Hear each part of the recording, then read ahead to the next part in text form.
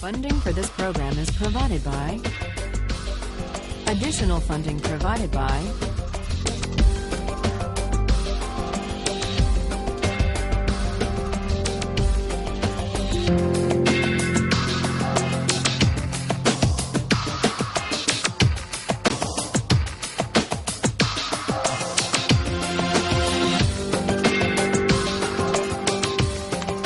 When we ended last time, we were discussing Locke's idea of government by consent. And the question arose, what are the limits on government that even the agreement of the majority can't override? That was the question we ended with. We saw, in the case of property rights, that on Locke's view, a democratically elected government has the right to tax people. It has to be taxation with consent because it does involve the taking of people's property for the common good. But it doesn't require the consent of each individual at the time the tax is enacted or collected. What it does require is a prior act of consent to join the society, to take on the political obligation. But once you take on that obligation, you agree to be bound by the majority. So much for taxation. But what you may ask about the right to life, can the government conscript people and send them into battle? What about the idea that we own ourselves? Isn't the idea of self-possession violated if the government can, through coercive legislation and enforcement powers, say, you must go risk your life to fight in Iraq? What would Locke say? Does the government have the right to do that? Yes. In fact, he says in 139, he says, what matters is that the political authority or the military authority not be arbitrary. That's what matters. And he gives a wonderful example. He says a sergeant, even a sergeant, let alone a general, a sergeant can command a soldier to go right up to the face of a cannon where he is almost sure to die. That the sergeant can do. The general can condemn the soldier to death for deserting his post or for not obeying even a desperate order. But with all their power over life and death, what these officers can't do is take a penny of that soldier's money. Because that has nothing to do with the rightful authority. That would be arbitrary, and it would be corrupt. So consent winds up being very powerful in Locke, not consent of the individual to the particular tax or military order, but consent to join the government and to be bound by the majority in the first place. That's the consent that matters. And it matters so powerfully that even the limited government created by the fact that we have an unalienable right to life, liberty, and property, even that limited government is only limited in the sense that it has to govern by generally applicable laws, the rule of law. It can't be arbitrary. That's Locke. Well, this raises a question about consent. Why is consent such a powerful moral instrument in creating political authority and the obligation to obey?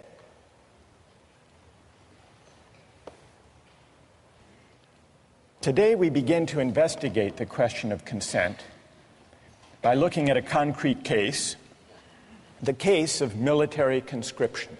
Now, some people say, if we have a fundamental right that arises from the idea that we own ourselves, It's a violation of that right for a government to conscript citizens to go fight in wars. Others disagree. Others say that's a legitimate power of government, of democratically elected governments anyhow, and that we have an obligation to obey. Let's take the case of the United States fighting a war in Iraq. News accounts tell us that the military is having great difficulty meeting its recruitment targets. Consider three policies that the U.S. government might undertake to deal with the fact that it's not achieving its recruiting targets. Solution number one, increase the pay and benefits to attract a sufficient number of soldiers. Option number two, shift to a system of military conscription. Have a lottery, and whosever numbers are drawn go to fight in Iraq. System number three, outsource. Hire what traditionally have been called mercenaries. People around the world who are qualified, able to do the work, able to fight well, and who are willing to do it for the existing wage. So let's take a quick poll here. How many favor increasing the pay?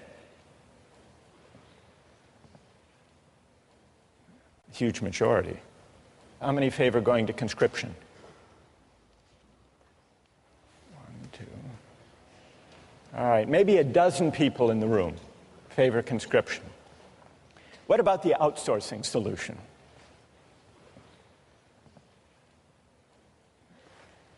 Okay, so there may be, 2-3 dozen. During the Civil War, the Union used a combination of conscription and the market system to fill the ranks of the military to fight in the Civil War. It was a system that began with conscription, but if you were drafted and didn't want to serve, you could hire a substitute to take your place. And many people did. You could pay whatever the market required in order to find a substitute. People ran ads in newspapers, in the classified ads, offering $500, sometimes $1,000 for a substitute who would go fight the Civil War in their place. In fact, it's reported that Andrew Carnegie was drafted and hired a substitute to take his place for an amount that was a little less than the amount he spent in a year on fancy cigars. Now, I want to get your views about the Civil War system. Call it the hybrid system, conscription but with a buyout provision. How many think it was a just system? How many would defend the Civil War system? Anybody? One? Anybody else? 2, 3, 4, 5. How many think it was unjust? Most of you don't like the Civil War system. You think it's unjust. Let's hear an objection. Why don't you like it? What's wrong with it?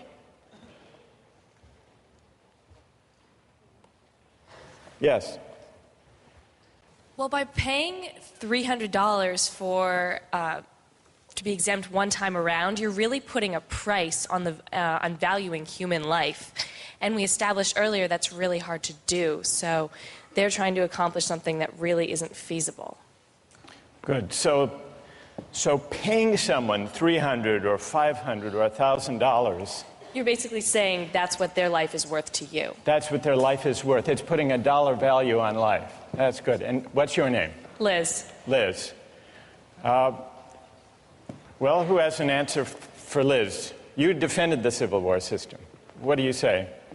If you don't like the price, then you have the freedom to not be sold or hire. So it's completely up to you, and I don't think it's necessarily putting a specific price on you. And if it's done by himself, I don't think there's anything necessarily morally wrong with that.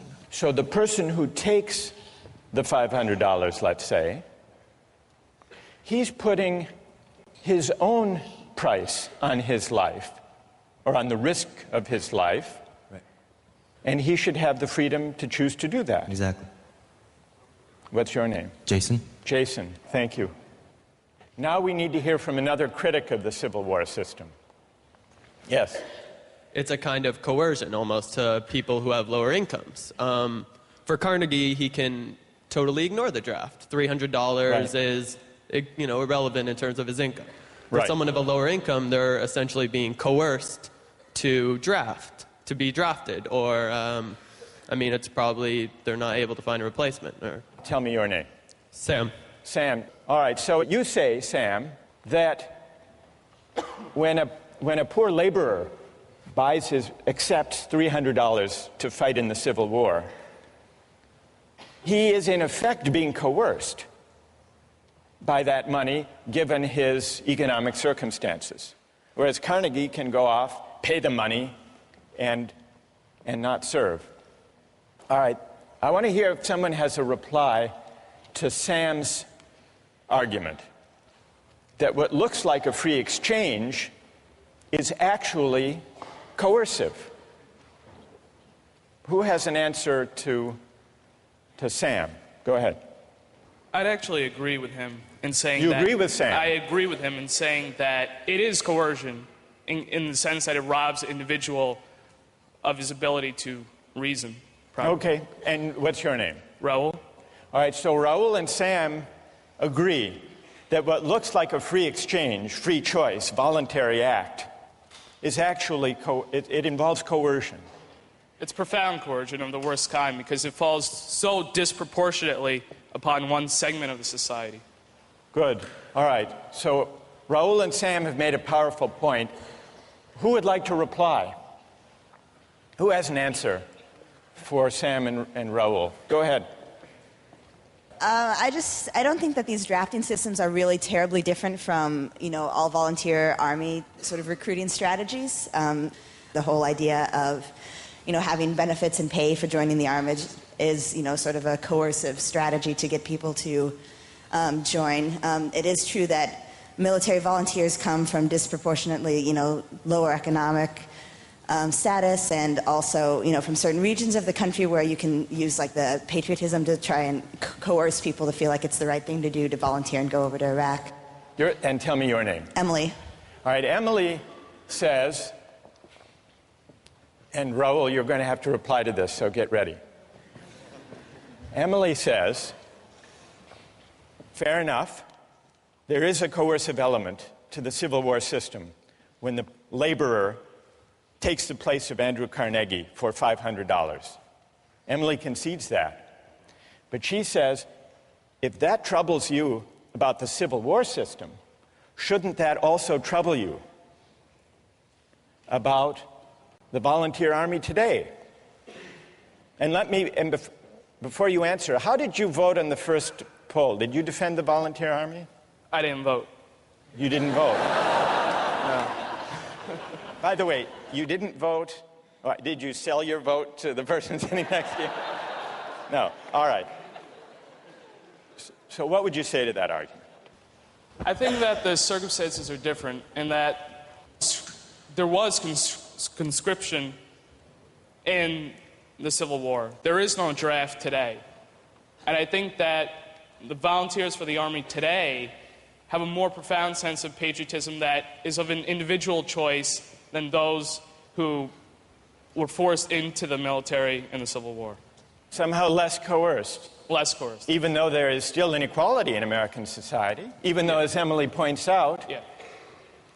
the makeup of the American military is not reflective of the population as a whole. Let's just do an experiment here.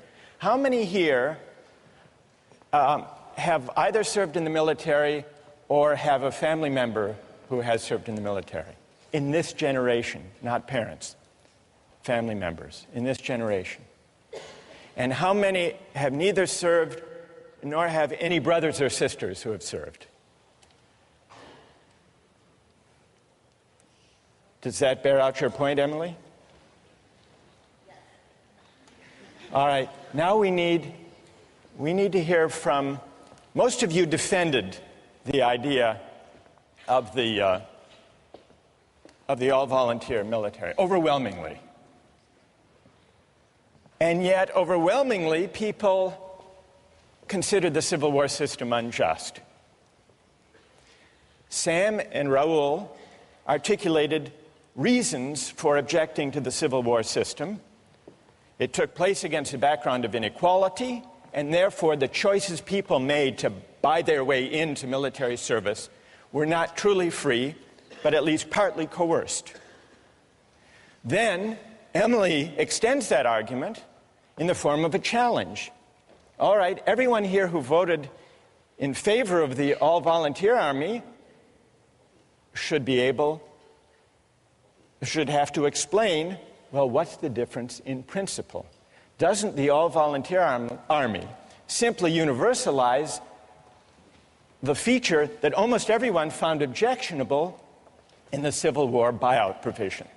Did I state the challenge fairly, Emily? Yes. Okay. So we need to hear from a defender of the all-volunteer military who can address Emily's challenge. Who can do that? Go ahead. The difference between the Civil War system and the all-volunteer army system is that in the Civil War, you're being hired not by the government, but by an individual. And as a result, different people who get hired by different individuals get paid different amounts.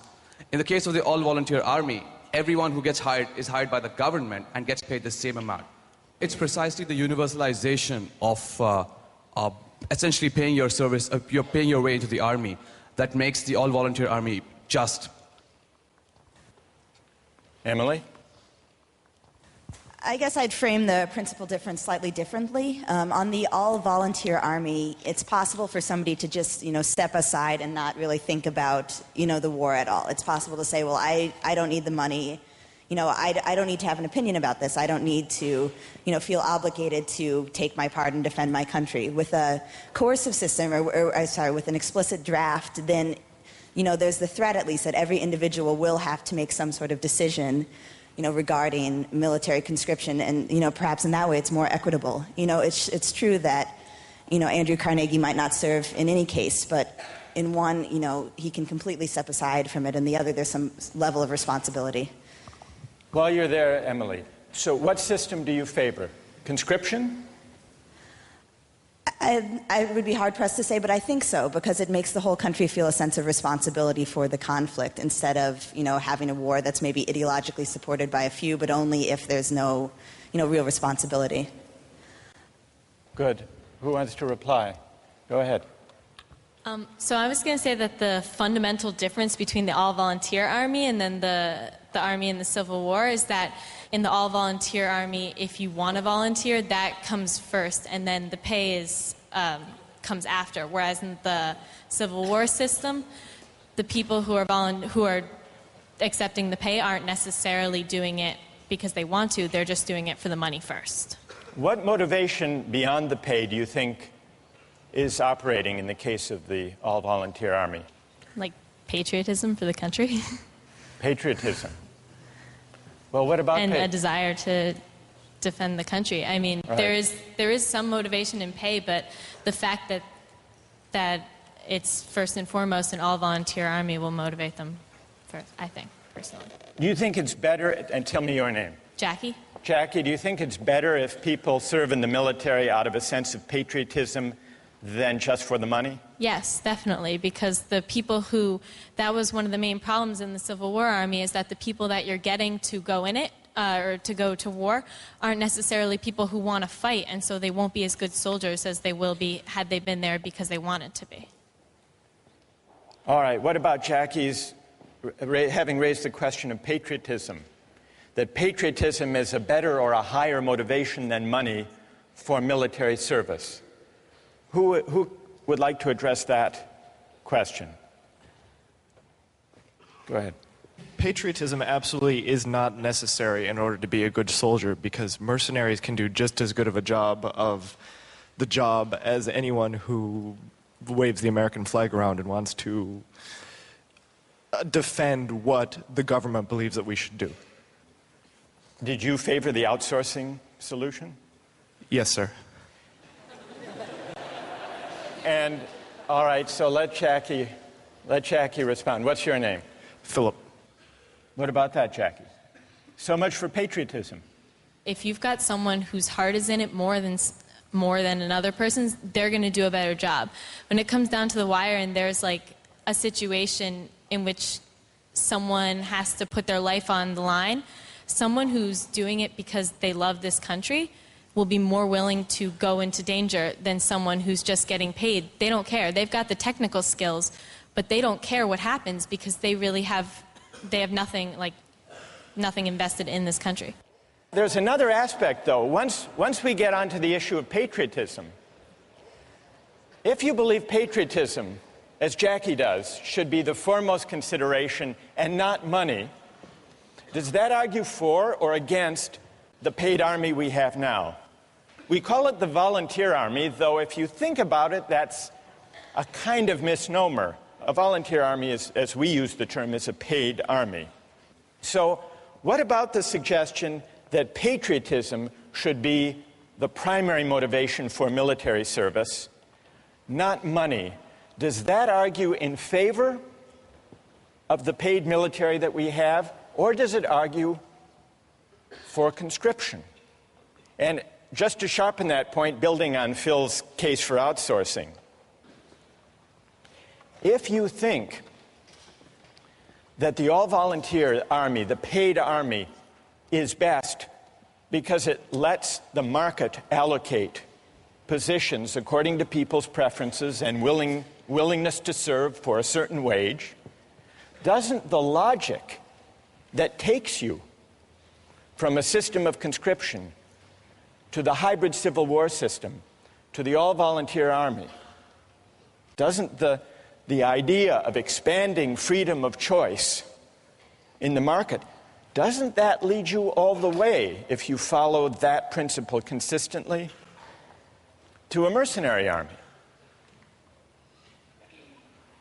And then if you say no, Jackie says no, patriotism should count for something, doesn't that argue for going back to conscription, if by patriotism you mean a sense of civic obligation?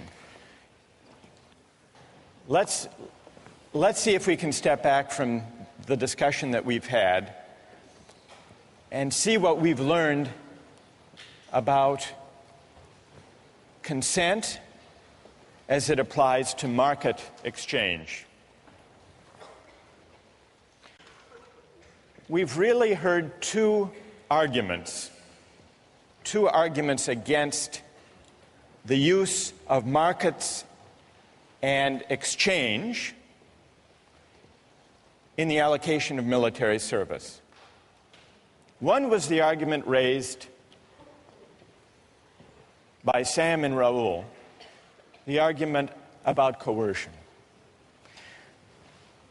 The objection that letting the market allocate military service may be unfair and may not even be free if there's severe inequality in the society, so that people who buy their way into military service are doing so not because they really want to, but because they have so few economic opportunities that that's their best choice. And Sam and Raul say there's an element of coercion in that. That's one argument. Then there is a second objection to using the market to allocate military service.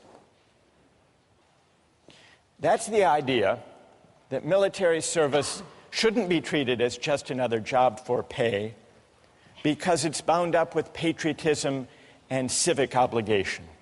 This is a different argument from the argument about unfairness and inequality and coercion. It's an argument that suggests that maybe where civic obligations are concerned, we shouldn't allocate duties and rights by the market. Now, we've identified two broad objections. What do we need to know to assess those objections? To assess the first, the argument from coercion, inequality, and unfairness, Sam, we need to ask what inequalities in the background conditions of society undermine the freedom of choices people make to buy and sell their labor. Question number one. Question number two, to assess the civic obligation patriotism argument, we have to ask, what are the obligations of citizenship? Is military service one of them or not? What obligates us as citizens? What is the source of political obligation? Is it consent, or are there some civic obligations we have even without consent for living and sharing in a certain kind of society? We haven't answered either of those questions, but our debate today about the Civil War system and the all-volunteer army has at least raised them, and those are questions we're going to return to in the coming weeks.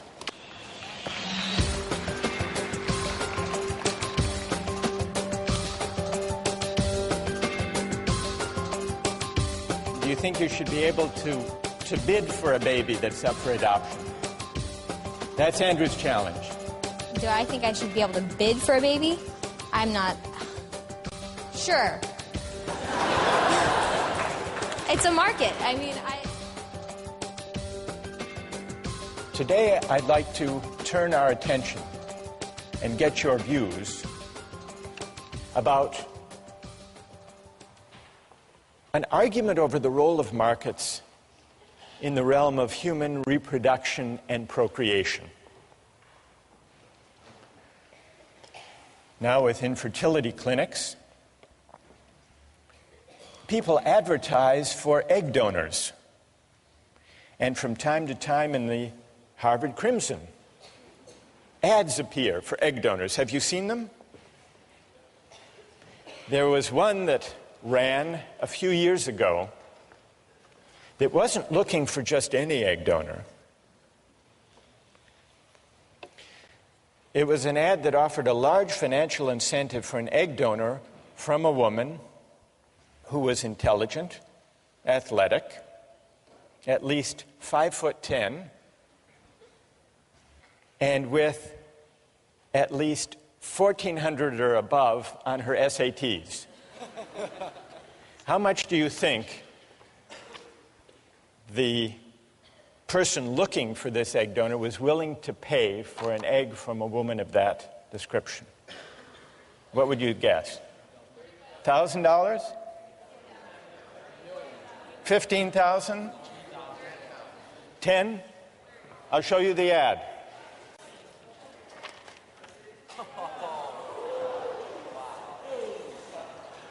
$50,000 for an egg, but only a premium egg. What do you think about that? Well, there are also sometimes ads in the Harvard Crimson and other college newspapers for sperm donors. So the market in reproductive capacities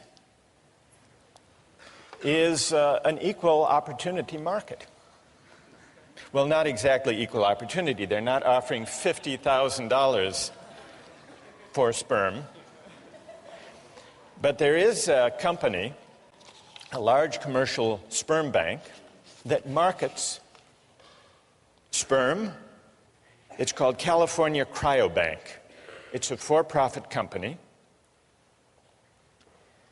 It imposes exacting standards on the sperm it recruits.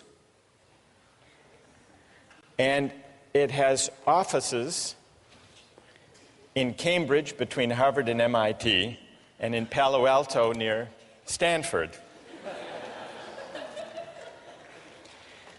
Cryobank's marketing materials play up the prestigious source of its sperm. Here is from the website of Cryobank the information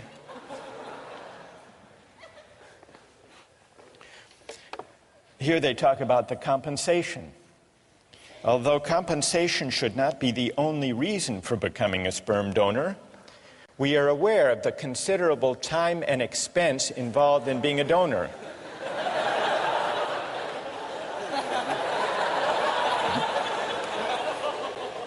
So, do you know what they offer? Donors will be reimbursed $75 per specimen, up to $900 a month if you donate 3 times a week. And then they add, we periodically offer incentives such as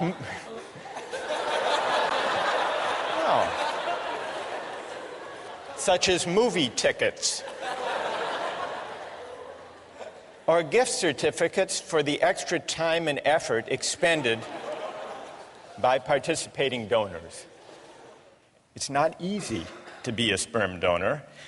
They accept fewer than 5% of the donors who apply.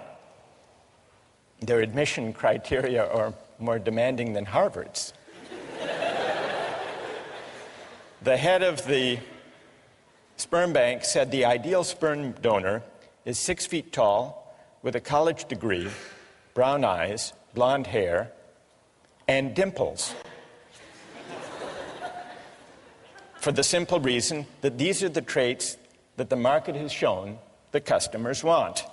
Quote, quoting the head of the sperm bank, if our customers wanted high school dropouts, we would give them high school dropouts. So here are 2 instances, the market in eggs for donation and the market in sperm, that raise a question about whether eggs and sperm should or should not be bought and sold for money. As you ponder that, I want you to consider another case involving a market and, in fact, a contract in the human reproductive capacity. And this is the case of commercial surrogate motherhood. And it's a case that wound up in court some years ago. It's the story of Baby M. It began with William and Elizabeth Stern, a professional couple, wanting a baby, but they couldn't have one on their own, at least not without medical risk to Mrs. Stern. They went to an infertility clinic where they met Mary Beth Whitehead, a 29-year-old mother of 2, the wife of a sanitation worker. She had replied to an ad that the center had placed, seeking the service of a surrogate mother. They made a deal. They signed a contract in which William Stern agreed to pay Mary Beth Whitehead a $10,000 fee plus all expenses, in exchange for which Mary Beth Whitehead agreed to be artificially inseminated with William Stern's sperm, to bear the child, and then to give the baby to the Sterns. Well, you probably know how the story unfolded. Mary Beth gave birth and changed her mind. She decided she wanted to keep the baby. The case wound up in court in New Jersey. So let's put aside any legal questions and focus on this issue as a moral question. How many believe that the right thing to do in the Baby M case would have been to uphold the contract, to enforce the contract? And how many think the right thing to do would have been not to enforce that contract? So it's about, the majority say enforce. So let's now hear the reasons that people had, either for enforcing or refusing to enforce this contract. First, from those, I want to hear from someone in the majority. Why do you uphold the contract? Why do you enforce it? Who can offer a reason?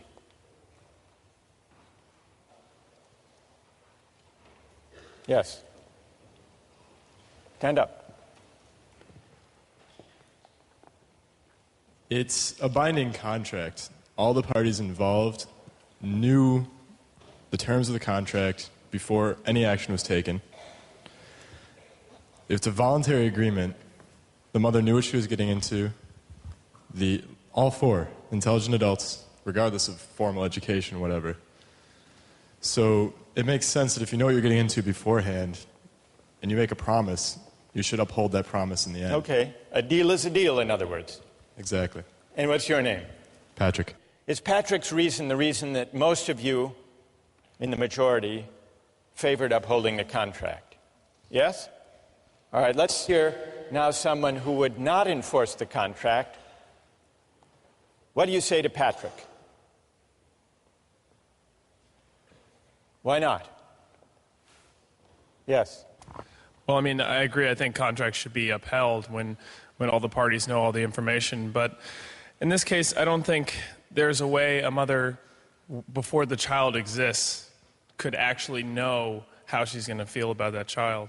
So I don't think the mother actually had all the information. She didn't know the person that was going to be born and didn't know how much she would love that person. So that's my argument. So you would not, and what's your name? Evan Wilson. Evan says he would not uphold the contract because when it was entered into, the surrogate mother couldn't be expected to know in advance how she would feel. So she didn't really have the relevant information when she made that contract. Who else? Who else would not uphold the contract?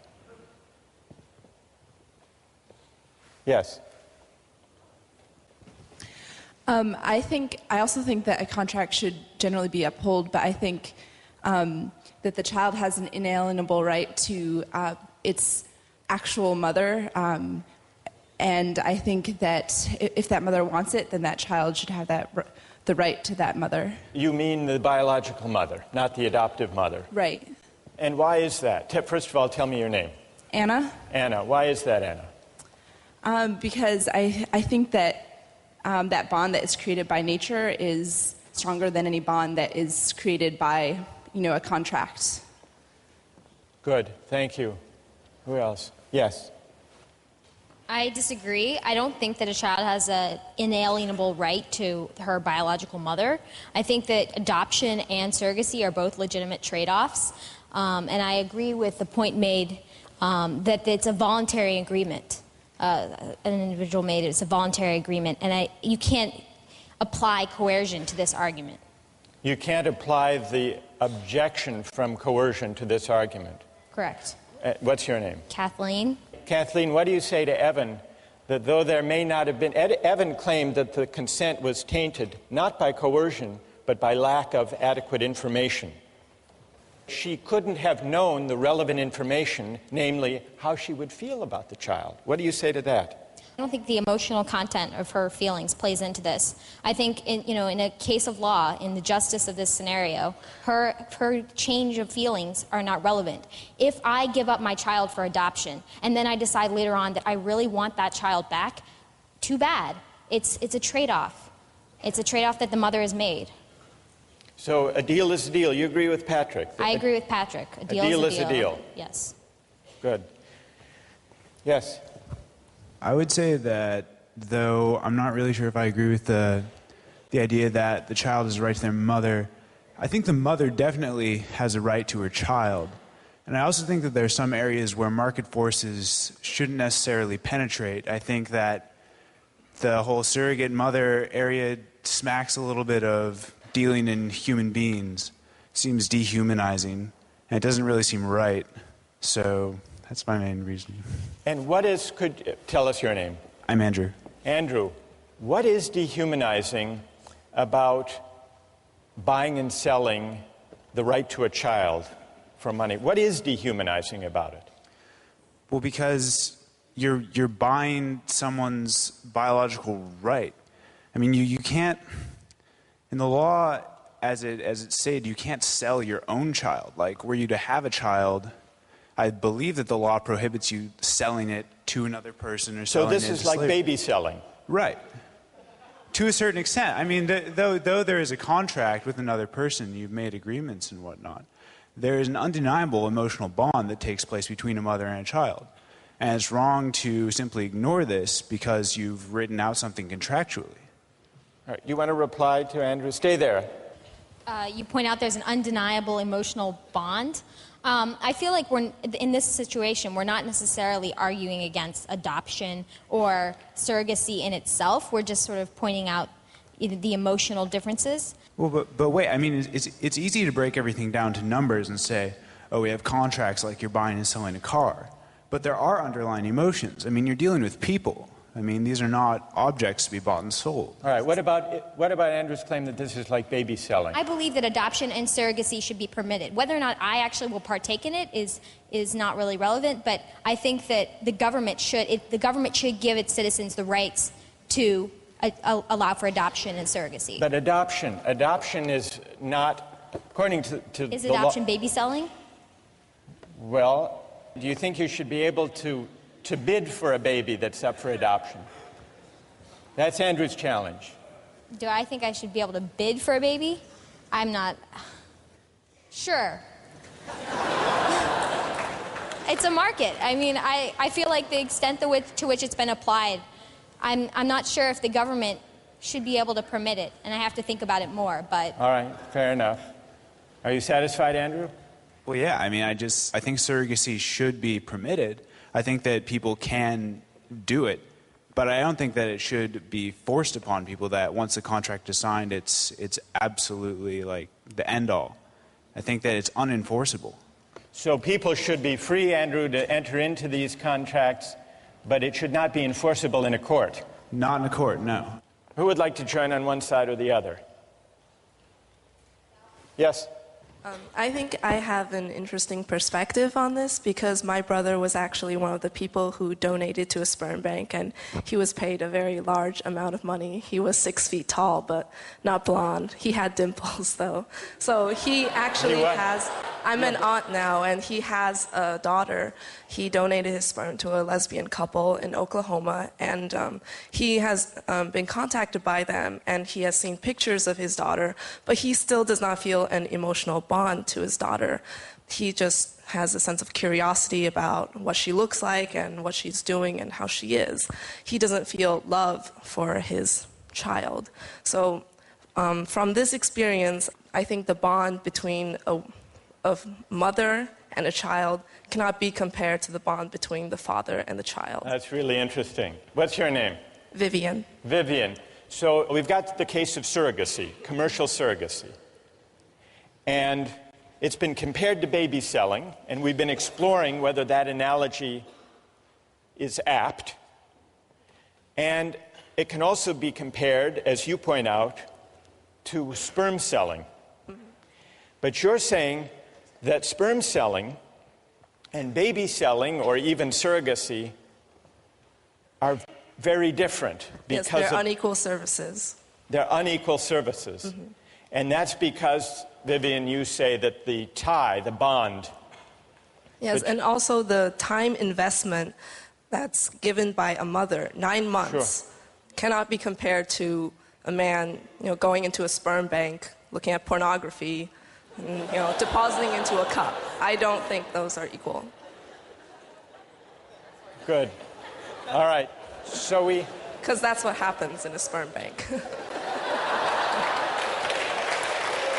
right. So This is really interesting. We have, right, notice the arguments that have come out so far. The objections to surrogacy, the objections to enforcing that contract are of at least two kinds.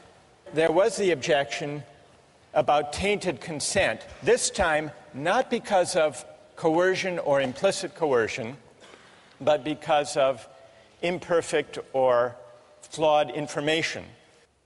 So tainted or flawed consent can arise either because of coercion or because of a lack of relevant information, at least according to one argument that we've heard. And then a second objection to enforcing the surrogacy contract was that it was somehow dehumanizing. Now, when this case was decided by the courts, what did they say about these arguments? The lower court ruled that the contract was enforceable. Neither party had a superior bargaining position. A price for the service was struck and a bargain was reached. One side didn't force the other. Neither had disproportionate bargaining power. Then it went to the New Jersey Supreme Court. And what did they do? They said this contract is not enforceable. They did grant custody to Mr. Stern as the father because they thought that would be in the best interest of the child, but they restored the rights of Mary Beth Whitehead and left it to lower courts to decide exactly what the visitation rights should be. They invoked two different kinds of reasons, along the lines that Andrew proposed. First, there was not sufficiently informed consent, the court argued. Under the contract, the natural mother is irrevocably committed before she knows the strength of her bond with her child. She never makes a truly voluntary informed decision, for any decision prior to the baby's birth is, in the most important sense, uninformed. That was the court. Then, the court also made a version of the second argument against commodification in this kind of case. This is the sale of a child, the court said, or at the very least, the sale of a mother's right to her child. Whatever idealism may motivate the participants, the profit motive predominates, permeates, and ultimately governs the transaction. And so regardless, the court said, regardless of any argument about consent or flawed consent or full information, there are some things in a civilized society that money can't buy. That's what the court said in voiding this contract. Well, what about these two arguments against the extension of markets to procreation and to reproduction? How persuasive are they? There was, it's true, a voluntary agreement, a contract struck between William Stern and Mary Beth Whitehead. But there are at least two ways that consent can be other than truly free. First, if people are pressured or coerced to give their agreement. And second, if their consent is not truly informed. And in the case of surrogacy, the court said, a mother can't know, even one who already has kids of her own, what it would be like to bear a child and give it up for pay. So in order to assess criticism, objection number one, we have to figure out just how free does a voluntary exchange have to be with respect to the bargaining power and equal information. Question number one, how do we assess the second objection? The second objection is more elusive, it's more difficult. Andrew acknowledged this, right? What does it mean to say there is something dehumanizing to make childbearing a market transaction? Well, one of the philosophers we read on this subject, Elizabeth Anderson, tries to bring some philosophical clarity to the unease that Andrew articulated.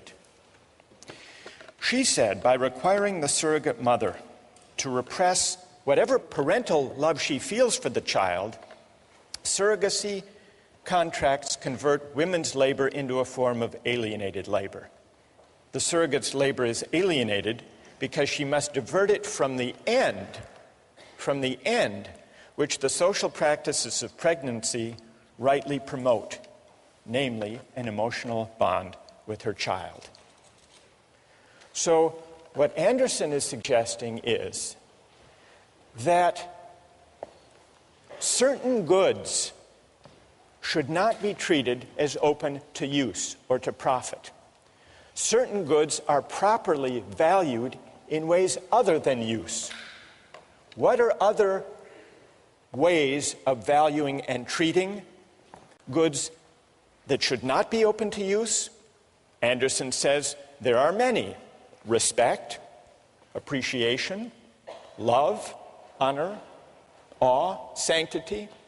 There are many modes of valuation beyond use, and certain goods are not properly valued if they're treated simply as objects of use. How do we go about evaluating that argument of Anderson?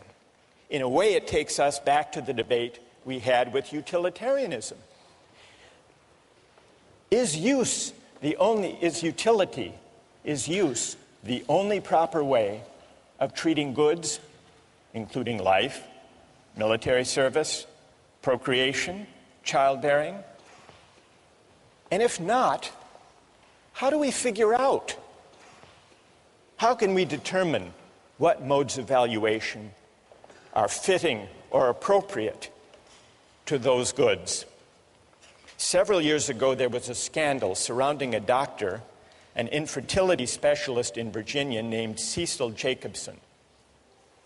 He didn't have a donor catalog because, unknown to his patients, all of the sperm he used to inseminate his patients came from one donor, Dr. Jacobson himself. At least one woman who testified in court was unnerved at how much her newborn daughter looked just like him. Now, it's possible to condemn Dr. Jacobson for failing to inform the women in advance. That would be the argument about consent. The columnist Ellen Goodman described the bizarre scenario as follows. Dr. Jacobson, she wrote, gave his infertility business the personal touch. But now the rest of us, she wrote, are in for a round of second thoughts about sperm donation. Goodman concluded that fatherhood should be something you do, not something you donate. And I think what she was doing, and what the philosopher Elizabeth Anderson is doing, and what Andrew was suggesting with his argument about dehumanization, is pondering whether there are certain goods that money shouldn't buy, not just because of tainted consent, but also perhaps because certain goods are properly valued in a way higher than mere use. Those, at least, are the questions we're going to pursue with the help of some philosophers in the weeks to come.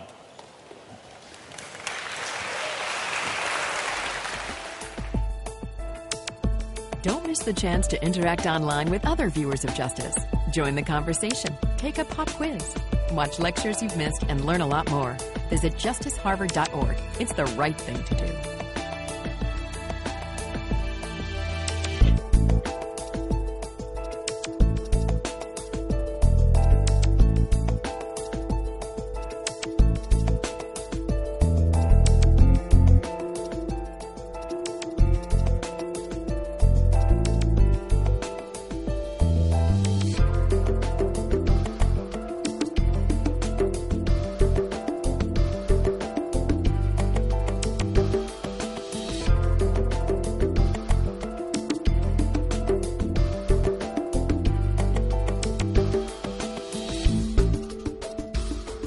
Funding for this program is provided by Additional funding provided by